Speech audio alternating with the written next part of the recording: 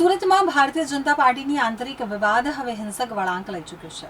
ઉત્તર સુરતના ધારાસભ્ય કાંતિ બલરની ઓફિસમાં જ ભાજપના બે નેતાઓ વચ્ચે બોલાચાલી બાદ થયેલી હિંસક ઝપાઝપીમાં મહિલા કોર્પોરેટર અને તેમના પતિ ગંભીર રીતે ઇજાગ્રસ્ત થયા છે. ટીપી કમિટીના ચેરમેન મહેન્દ્ર દેસાઈ ધારાસભ્યની હાજરીમાં જ ખુરશી લઈ મારવા દોડ્યા, જેમાં મહિલા કોર્પોરેટર જયશ્રી વોરા અને તેમના પતિ મનહર વોરાને હાથ અને આંગળીના ભાગે ફ્રેક્ચર થયું છે. વોર્ડ નંબર 5માં આવેલી ભટની વાડી સોસાયટીના પડતર પ્રશ્નો અને ડિમોલેશન સંબંધિત રજૂઆતો અંગે ચર્ચા કરવા ધારાસભ્ય કાંતિ બલ્લરે બેઠક બોલાવી હતી. આ બેઠકમાં સ્થાનિક આગેવાનો અને વોર્ડના કોર્પોરેટરો હાજર હતા. સ્થાનિક આગેવાનો પોતાની રજૂઆત કરી અને નીકળ્યા બાદ અંદરોઅંદરની વર્ચસ્વની લડાઈ બહાર આવી હતી અને જોતજોતામાં બેઠકનો માહોલ ગરમ થઈ ગયો હતો. ચર્ચા દરમિયાન મીટિંગમાં કોને બોલાવવામાં આવ્યા છે અને કોને બાકાત રાખવામાં આવ્યા છે તે મુદ્દે કોર્પોરેટરો અને આગેવાનો વચ્ચે બોલાચાલી શરૂ થઈ ગઈ હતી. તો બેઠક દરમિયાન મહિલા કોર્પોરેટર જયશ્રી વોરાના પતિ મનહર વોરાએ ટીબી કમિટીના ચેરમેન મહેન્દ્ર દેસાઈ ઉપર પક્ષપાત અને સંકલન ન રાખવાના આક્ષેપ કર્યા હતા.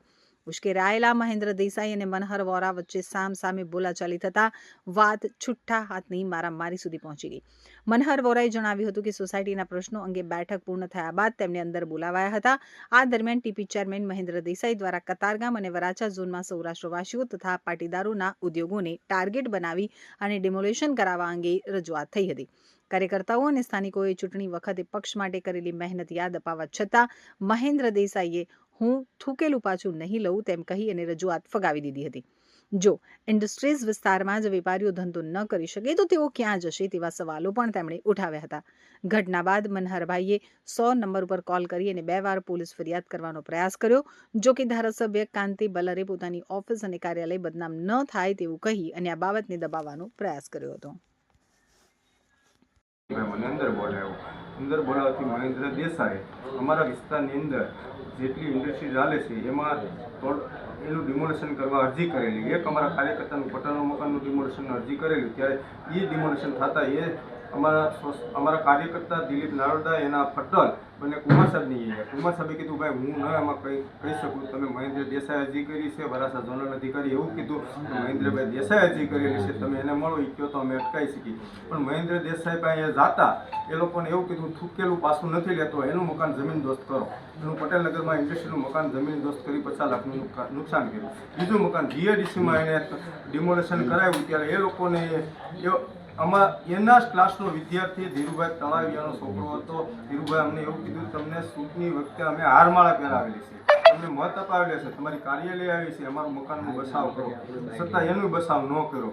જેટલી સૌરાષ્ટ્રવાસીના મકાન ઇન્ડસ્ટ્રીમાં હાલે છે એટલે કતારગામ વરાછા ઝોનમાં એની અરજી કરેલી છે અને જમીન દોસ્ત કરવાનું કહી દીધું છે.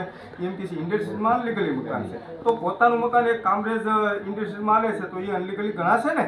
હવે તો એનું મકાન તમે તપાસ કરો. તો આવી રીતે અમારી ઉપર એને મને આવો આરોપ માર્યો, તમે મારું નામ લ્યો છો.